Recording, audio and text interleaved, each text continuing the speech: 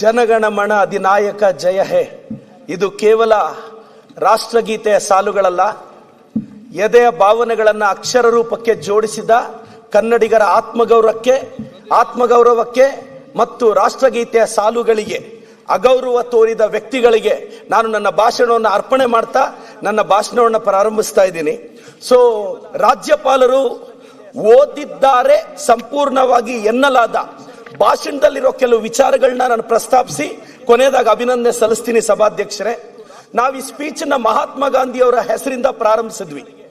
ಮಹಾತ್ಮ ಗಾಂಧಿ ಅವರು south Africa ಇದ್ದಾಗ ಒಂದು ಬ್ರಿಟಿಷ್ ಅಧಿಕಾರಿ ಅವರಿಗೆ ಅವಮಾನ ಮಾಡಿದ್ರೆ ಟ್ರೈನ್ ಇಂದ ಆಚೆ ಕಳಿಸಿದ್ರೆ ಆಗ ಮಹಾತ್ಮ ಗಾಂಧಿ ಹೇಳ್ತಾರೆ, you thrown out of my train, I will kick out of you my country ಅಂತ ಮಹಾತ್ಮ ಗಾಂಧಿ ಅವರು ಹೇಳಿ ಭಾರತಕ್ಕೆ ವಾಪಸ್ ಬರ್ತಾರೆ.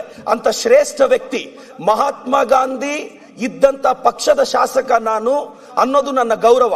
1885ರಲ್ಲಿ ಗೋಕುಲ್ದಾಸ್ ತೇಜ್ಪಾಲ್ ಕಾಲೇಜಲ್ಲಿ ಪ್ರಾರಂಭವಾದ ಇಂಡಿಯನ್ ನ್ಯಾಷನಲ್ ಕಾಂಗ್ರೆಸ್ 72 ಜನ ಪಾರ್ಟಿಸಿಪೇಟ್ ಮಾಡಿದ್ರು. ಇವತ್ತು ಕೋಟ್ಯಾಂತರ ಬದುಕಲ್ಲಿ ಬೆಳಕಾಗಿದೆ. ಅಂತ ಮಹಾತ್ಮ ಗಾಂಧಿಯವರು ದಲೈ ಲಾಮಾಗ್ ಇನ್ಸ್ಪಿರೇಷನ್, ನೆಲ್ಸನ್ ಮಂಡೇಲಾಗ್ ಇನ್ಸ್ಪಿರೇಷನ್, ಬಾರಕ್ ಒಬಾಮಾಗ್ ಇನ್ಸ್ಪಿರೇಷನ್, ದೊಡ್ಡ ದೊಡ್ಡ ವ್ಯಕ್ತಿಗಳ ಇನ್ಸ್ಪಿರೇಷನ್ ವ್ಯಕ್ತಿಯ ಹೆಸರನ್ನ ನಾವು Mahatma Gandhi National Rural Employment Guarantee Act ಅಂತ ಇಟ್ಟಿದ್ವಿ. ಅದರಿಂದ ಪ್ರಾರಂಭ ಆಗುತ್ತೆ. ಈ ಭಾಷಣದಲ್ಲಿ ನಾವೇನೆಲ್ಲ ಹಾಕಿದ್ವಿ, ಸೆಂಟರ್ ಇಂದ ನಮ್ಗೆ ಆಗ್ತಿರೋ ಮೋಸ, GST ಅಲ್ಲಿ ಇನ್ಕಮ್ ಟ್ಯಾಕ್ಸ್, ಸೆಸ್ ಅಂತ ಯಾವ ತರ ರಾಜ್ಯಗಳನ್ನ ಲೂಟಿ ಮಾಡ್ತಿದೆ ಅಂತ ಹೇಳಿದ್ವಿ. ಸಭಾಧ್ಯಕ್ಷರೇ, ರಾಜ್ಯದ ಜನತೆಗೆ ಒಂದು ವಿಚಾರ ಹೇಳಕ್ ಬಯಸ್ತೀನಿ. ಇತ್ತೀಚಿನ ದಿನಗಳಲ್ಲಿ ಎಲ್ಲರೂ ಅನ್ಕೊಂತ ಇದ್ದಾರೆ ಬಿಗ್ ಬಾಸ್ ವಿನ್ನರ್ ಗಿಲ್ಲಿ ಅಂತ. ನಾನು ಹೇಳಕ್ ಬಯಸ್ತೇನೆ, ಬಿಗ್ ಬಾಸ್ ವಿನ್ನರ್ ಗಿಲ್ಲಿ ಅಲ್ಲ, ನಿರ್ಮಲಾ ಸೀತಾರಾಮನ್ ಮೇಡಮ್ ಅವರು. ಸಭಾಧ್ಯಕ್ಷರೇ, ಯಾಕೆ ಅಂತ ಹೇಳ್ತೀನಿ. ಕೊಟ್ಟಿರೋ 50 ಲಕ್ಷದಲ್ಲಿ 18% GST, 13% income tax, 4% cess, 52% Nirmala Sitharaman madam ಅವ್ರಿಗೆ ಹೋಗೋದ್ರಿಂದ ನಿಜವಾದ big boss winner Nirmala Sitharaman madam ಅವರು ಅಂತ ನಾನು ಹೇಳಕ್ ಬಯಸ್ತೀನಿ. ಸಭಾಧ್ಯಕ್ಷರೇ, ಪಾಪ ಮಂಡ್ಯದ ಹುಡುಗರಿಗೆ ಹೋಗೋದು ಬರೀ 48%. ಅಂದ್ರೆ ಟ್ಯಾಕ್ಸೇಷನ್ ಸಿಸ್ಟಮ್ ಯಾವ ತರ ಕಾಮನ್ ಮ್ಯಾನ್ಗೆ ಸಮಸ್ಯೆ ಆಗ್ತಿದೆ ಅಂತ. ಸಭಾಧ್ಯಕ್ಷರೇ, Mahatma Gandhi National Rural Employment Guarantee act ಇದ್ರಲ್ಲಿ ನಾವೇನ್ ಹೇಳಿದ್ವಿ, ಮೊದಲು 90-10 ರೇಷಿಯೋದಲ್ಲಿ ಇತ್ತು. 90% ಸೆಂಟ್ರಲ್ ಗವರ್ಮೆಂಟ್, 10% ಸ್ಟೇಟ್. ಇವತ್ತು ನಾರ್ತ್ ಈಸ್ಟ್ಗೆ ಆ ರೂಲ್ ಅಪ್ಲೈ ಆಗ್ತಿಲ್ಲ. ಇವತ್ತು ಬರೀ ಕರ್ನಾಟಕಕ್ಕೆ, ಸದರ್ನ್ ಸ್ಟೇಟ್ಸ್ಗೆ ಸೌತ್ ವರ್ಸಸ್ ನಾರ್ತ್ ತರ ಆಗೋಗಿದೆ. ಇವತ್ತು 60-40% ತಂದಿದ್ದಾರೆ. ಇವತ್ತು ಸ್ಟೇಟ್ ಮೇಲೆ ಹೊರೆ ಜಾಸ್ತಿ ಆಗ್ತಿದೆ, ಫೈನಾನ್ಷಿಯಲ್ ಬರ್ಡನ್ ಜಾಸ್ತಿ ಆಗ್ತಿದೆ. ಇದ್ರ ಬಗ್ಗೆ ಓದಿ ರಾಜ್ಯಪಾಲರೇ ಅಂತ ಕೇಳಿದ್ವಿ. ಅವರು ಓದಿದ್ದಾರೆ ಎನ್ನಲಾಗಿ ನಾವು ಭಾವಿಸ್ತಾ ಇದೀವಿ.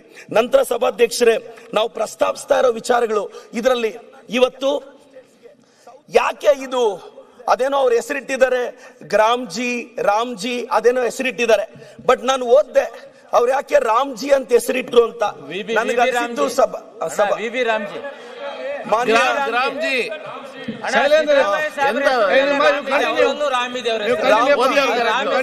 ರಾಮ್ಜಿ ಅನ್ನೋ ಹೆಸರು ಯಾಕಿಟ್ರು ಅಂದ್ರೆ, ಸಭಾಧ್ಯಕ್ಷರೇ, ಅಯೋಧ್ಯೆಯಲ್ಲಿ ರಾಮ ಮಂದಿರ ಕಟ್ಟಿದ್ರು, ಅಯೋಧ್ಯೆಯಲ್ಲಿ ಶ್ರೀರಾಮಚಂದ್ರ ಇಂಡಿಯಾ ಕೂಟಕ್ಕೆ ಒಲಿದು ಬಿಟ್ರು. ಸೊ ರಾಮ ಒಲಿಲಿಲ್ಲ.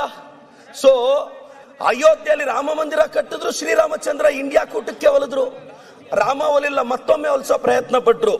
ನನ್ನ ಪ್ರಕಾರ ಅಯೋಧ್ಯೆಯಲ್ಲಿ ರಾಮನ ಮಂದಿರ ಕಟ್ಟೋದ ಅಷ್ಟೇ ಅಲ್ಲ ದೇಶ ಪ್ರೇಮ ಅಂದ್ರೆ.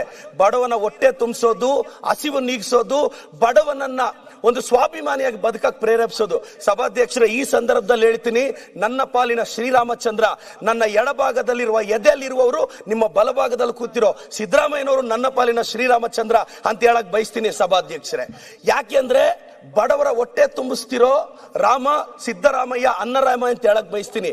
ಇವತ್ತು ಅನ್ನಭಾಗ್ಯ ಎಷ್ಟು ಬದುಕುಗಳಲ್ಲಿ, ಎಷ್ಟು ಮನೆಗಳಲ್ಲಿ ಸೆಕೆಂಡ್ ಲೈನ್ ಜೋಡಿಸಿದ್ದೀನಿ. ಸಭಾಧ್ಯಕ್ಷರೇ, ಅದು ಬರೋವರೆಗೂ ಬಿಜೆಪಿ ಸ್ನೇಹಿತರು ಕಾಯ್ಬೇಕು ಅನ್ನೋದು ನನ್ನ ವಿನಂತಿ.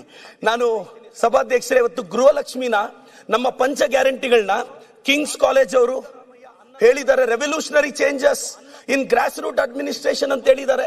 ಇವತ್ತು ದೊಡ್ಡ ದೊಡ್ಡ ಯೂನಿವರ್ಸಿಟಿಗಳು ನಮ್ಮ ಗ್ಯಾರಂಟಿನ ಇನ್ಸ್ಪಿರೇಷನ್ ಆಗಿ ತಗೊಂಡಿದೆ.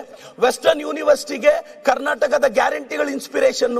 ಇವತ್ತು ಗೃಹಲಕ್ಷ್ಮಿ, ಗೃಹ ಜ್ಯೋತಿ ಇಂಥ ಯೋಜನೆಗಳಿಂದ ನಾವು ಪ್ರತಿ ಮನೆಗೂ ರೀಚ್ ಆಗ್ತಿದೀವಿ. ಸಭಾಧ್ಯಕ್ಷರೇ, ಹೊಟ್ಟೆ ಹಸಿವು ತುಂಬಿಸೋದು ಈ ಜಗತ್ತಿನ ಶ್ರೇಷ್ಠ ಕಾರ್ಯ. ಹೊಟ್ಟೆ ಹಸಿವನ್ನ ತುಂಬಿಸೋದು ಶ್ರೇಷ್ಠ ಕಾರ್ಯ. ಅನ್ನಭಾಗ್ಯ ಈ ದೇಶದ ಫುಡ್ ಸೆಕ್ಯೂರಿಟಿ ಬಿಲ್ಗೂ ಇನ್ಸ್ಪಿರೇಷನ್. ಅಂತ ಬಿಲ್ ತಂದಾಗ ಅದಕ್ಕೆ ದೊಡ್ಡ ಸ್ಫೂರ್ತಿ ನಮ್ಮ ಸಿದ್ದರಾಮಯ್ಯ ಸಾಹೇಬರು ಮತ್ತೆ ನಮ್ಮ ಡಿ ಕೆ ಶಿವಕುಮಾರ್ ಸಾಹೇಬ್ರ ಸರ್ಕಾರ ಅಂತ ನಾನು ಹೇಳೋದಕ್ಕೆ ಗೌರವದಿಂದ ಹೇಳಕ್ ಬಯಸ್ತೇನೆ. ಸಭಾಧ್ಯಕ್ಷರೇ, ನಾವು ಈ ಸ್ಪೀಚ್ ಅಲ್ಲಿ ಗವರ್ನರ್ ಅವ್ರಿಗೆ ನಾವು ಬಹಳಷ್ಟು ವಿಚಾರಗಳನ್ನ ಹೇಳಿದ್ವಿ. ಸರ್, ಸೆಂಟರ್ ಇಂದ ನಮ್ಗೆ ಏನೇನ್ ಆಗ್ತಿದೆ, ಭದ್ರಾ ಮೇಲ್ದಂಡೆ ಯೋಜನೆಯಲ್ಲಿ 5300 ಕೋಟಿ ಕೊಡಿ ಅಂದ್ವಿ, ಕೊಡ್ಲಿಲ್ಲ ಸಭಾಧ್ಯಕ್ಷರೇ. ಈ ನೋವನ್ನು ನಾವೆಲ್ಲ ಹೇಳೋದು ಗವರ್ನರ್ ಮುಖಾಂತರ. ಅವ್ರ ಸ್ಪೀಚ್ ಅಲ್ಲಿ ಹೇಳಿದ್ವಿ, ನಾವೇನು ನೆಗೆಟಿವ್ ಹೇಳಿರ್ಲಿಲ್ಲ. 15th ಫೈನಾನ್ಸ್ ಕಮಿಷನ್ ಅಲ್ಲಿ ವಿಶೇಷ ಅನುದಾನ ಕೊಡಿ ಅಂತ 5495 ಕೋಟಿ ಕೇಳಿದ್ವಿ, 1 ರೂಪಾಯಿ ಕೊಡ್ಲಿಲ್ಲ ಸಭಾಧ್ಯಕ್ಷರೇ. ನಮ್ GST ದುಡ್ಡನ್ನ ನಮಗ್ ವಾಪಸ್ ಕೊಡಲ್ಲ. ಇನ್ಕಮ್ ಟ್ಯಾಕ್ಸ್ ಅಂತಾರೆ, ಸೆಸ್ ಅಂತಾರೆ, ಹೊಸ ಯೋಜನೆ ಅಂತಾರೆ, ಹೆಸರುಗಳು ಮಾತ್ರ ಬದಲಿಸ್ತಾ ಇದ್ದಾರೆ. ಇವತ್ತು 50,000ಕ್ಕೂ ಹೆಚ್ಚು ಕೋಟಿಗಳು ಏನಿದೆ, ಇವತ್ತು 1 ಲಕ್ಷ ಕೋಟಿಗೂ ಹೆಚ್ಚು ಇವತ್ತು ನಾವು ಗ್ಯಾರಂಟಿಗಳು ಖರ್ಚು ಮಾಡಿದೀವಿ. ಆದ್ರೂ ಅಭಿವೃದ್ಧಿಯ ವೇಗ ನಿಂತಿಲ್ಲ. ಅಭಿವೃದ್ಧಿಗೆ ಹಣ ಇಲ್ದಿದ್ರೆ ಪೆರಿಫೆರಲ್ ರಿಂಗ್ ರೋಡ್ ಆಗ್ತಿತ್ತಾ, ಮೆಟ್ರೋಗೆ DPR ಬರ್ತಿತ್ತಾ, ಇವತ್ತು ಗ್ಯಾರಂಟಿಗಳನ್ನ ಯಶಸ್ವಿಯಾಗಿ ಕೊಡ್ತಿದ್ವಾ, ಪ್ರಗತಿ ಪಥ ಬರ್ತಿತ್ತಾ? ಹಳ್ಳಿ ಜನಕ್ಕೆ ಇವತ್ತು ಕಾಂಗ್ರೆಸ್ ಸರ್ಕಾರ ಒಂದು ಭರವಸೆ ಮೂಡಿಸಿದೆ. ನಮಗಾಗ್ತಿರೋ ಅನ್ಯಾಯನ ನಾವು ಹೇಳ್ಕೊಂತ ಇದೀವಿ ಸಭಾಧ್ಯಕ್ಷರೇ. ಗ್ರಾಮೀಣ ಸ್ಥಳೀಯ ಸಂಸ್ಥೆಗಳಿಗೆ 10,000 ಕೋಟಿ ಕೇಳಿದ್ರೆ ಸಾಕಷ್ಟು ದುಡ್ಡು ಕೊಡೋದೇ ಇಲ್ಲ ಸಭಾಧ್ಯಕ್ಷರೇ. ಸ್ಥಳೀಯ ಸಮಸ್ಯೆಗಳಿಗೆ 5250 ಕೋಟಿ ಕೇಳಿದ್ರೆ ಅದು ಕೊಡಲ್ಲ. ಕೇಂದ್ರ ಸರ್ಕಾರ ನಮಗ್ ಮೋಸ ಮಾಡ್ತಾನೆ ಬರ್ತಿದೆ. ನಾವು ಹೋಗಿ ದೆಹಲಿ ಅಂಗಳದಲ್ಲಿ ಕೇಳಿದ್ವಿ, ಈ ಸದನದಲ್ಲಿ ಕೇಳದೆ ಮತ್ತೆಲ್ಲಿ ಕೇಳೋ ಸಾಧ್ಯ? ನಮ್ಮ ಗವರ್ನರ್ ಸ್ಪೀಚ್ ಅಲ್ಲಿ ಇಷ್ಟೆಲ್ಲಾ ವಿಚಾರಗಳು ಬರ್ಕೊಟ್ಟಿದ್ವಿ ಸಭಾಧ್ಯಕ್ಷರೇ. ನಾವ್ ಇದನ್ನೇ ಇನ್ನೇನು ಹೇಳಿರಲ್ಲ. SC ST ಗಳಿಗೆ ಅವ್ರ ಎಂಪವರ್ಗೆ ನರೇಗಾ ಆಕ್ಟ್ ಅಲ್ಲಿ 33% ವುಮೆನ್ ಪಾರ್ಟಿಸಿಪೇಷನ್ ಇರಬೇಕು. ಇವತ್ತು ಕರ್ನಾಟಕದಲ್ಲಿ ಮೋರ್ ದೆನ್ 50% ವುಮೆನ್ ಪಾರ್ಟಿಸಿಪೇಷನ್ ಇದೆ. ಮಹಿಳಾ ಸಬಲೀಕರಣ. ಇವತ್ತೊಂದು ಹೆಣ್ಣು ಮಗು ದೇವಸ್ಥಾನಕ್ಕೆ ಹೋಗ್ಬೇಕು ಅಂದ್ರೆ ನೆಮ್ಮದಿಯಾಗಿ ಹೋಗ್ತಾಳೆ, ಯಾಕೆಂದ್ರೆ ಬಸ್ ಅಲ್ಲಿ ಚಾರ್ಜ್ ಕೇಳಲ್ಲ ಸಭಾಧ್ಯಕ್ಷರೇ. ವಯಸ್ಸಿಗೆ ಬಂದಿರೋ ಮಗಳು ಯಾವ್ದೋ ಸಿಟಿಗೆ ಕೊಟ್ಟು ಮದುವೆ ಮಾಡಿದ್ರೆ ವರ್ಷಕ್ಕೊಂದ್ಸಲ ಅರ್ಶನ ಕುಂಕುಮ ಕೊಡೋಣ ಅಂದ್ರೆ ಚಾರ್ಜ್ ಕಾಸಿಲ್ಲ ಅಂತ ಹಳ್ಳಿಗಳಲ್ಲಿ ಉಳಿದೋಗೋ 1000 ಜನ ಹೆಣ್ಣು ಮಕ್ಕಳು ಇವತ್ತು ಪ್ರತಿ ಹಬ್ಬಕ್ಕೆ ಅವ್ರ ಬಡ್ಜೆಟ್ ತಕ್ಕಂತ ಒಂದು 500 ರೂಪಾಯಿ ಸೀರೆ ತಗೊಂಡೋಗಿ ಅರ್ಶನ ಕುಂಕುಮ ಕೊಟ್ಟು ಬರ್ತಾ ಇದ್ದಾರೆ. ಆ ಹೆಣ್ಣು ಮಕ್ಕಳ ನಗುವಿಗೆ ಕಾರಣ ಆಗಿದ್ದು ನನ್ನ ಸರ್ಕಾರ, ಕಾಂಗ್ರೆಸ್ ಸರ್ಕಾರ, ಮಹಾತ್ಮ ಗಾಂಧಿ ಗುರುತಿಸಿಕೊಂಡ ನನ್ನ ಕಾಂಗ್ರೆಸ್ ಸರ್ಕಾರ ಅಂತ ಹೇಳಕ್ ಇಷ್ಟಪಡ್ತೀನಿ ಸಭಾಧ್ಯಕ್ಷರೇ. 1915ರಲ್ಲಿ ಮಹಾತ್ಮ ಗಾಂಧಿ ಅವರು ನಮ್ಮ ಪಕ್ಷದಲ್ಲಿ ಒಂದು ಮಾಸ್ ಪೊಲಿಟಿಕಲ್ ಮೂವ್ಮೆಂಟ್ ಮಾಡಿದ್ರು. ಪ್ರಾಯಶಃ ಅವರು ನಮ್ಮ ಪಕ್ಷದಲ್ಲಿ ಗುರುತಿಸಿಕೊಂಡ್ರು ಅನ್ನೋ ಒಂದೇ ಒಂದು ಕಾರಣಕ್ಕೆ ಮಹಾತ್ಮ ಗಾಂಧೀಜಿಗೆ ಅವಮಾನ ಮಾಡಿದ್ರ. ಇದು ಕೇವಲ ಕರ್ನಾಟಕಕ್ಕಲ್ಲ ಸಭಾಧ್ಯಕ್ಷರೇ, ಅವ್ರು ಹುಟ್ಟಿರೋ ಗುಜರಾತ್ ಕೂಡ ಅವಮಾನ ಅಂತ ಹೇಳಕ್ ಬಯಸ್ತೇನೆ. ಇದು ಮಹಾತ್ಮ ಗಾಂಧೀಜಿ ಅವ್ರಿಗೆ ಮಾಡಿದಂತ ಅವಮಾನ. ಇವತ್ತು ಮಹಾತ್ಮ ಗಾಂಧಿ ಅಂದ್ರೆ ಈ ದೇಶದ ಪ್ರಧಾನಿಗಳಿಗೂ ಇನ್ಸ್ಪಿರೇಷನ್ ಅಂತ ಅವರೇ ಹೇಳ್ಕೊಂಡಿದ್ರು. ಅವ್ರ ಹೆಸರು ತೆಗಿಬಾರ್ದಾಗಿತ್ತು. ಯಾಕೆ ನರೇಗಾ ಆಕ್ಟ್ ಹೆಸರೇ ಚೇಂಜ್ ಮಾಡಿದ್ರು ಅಂತ ನಾನು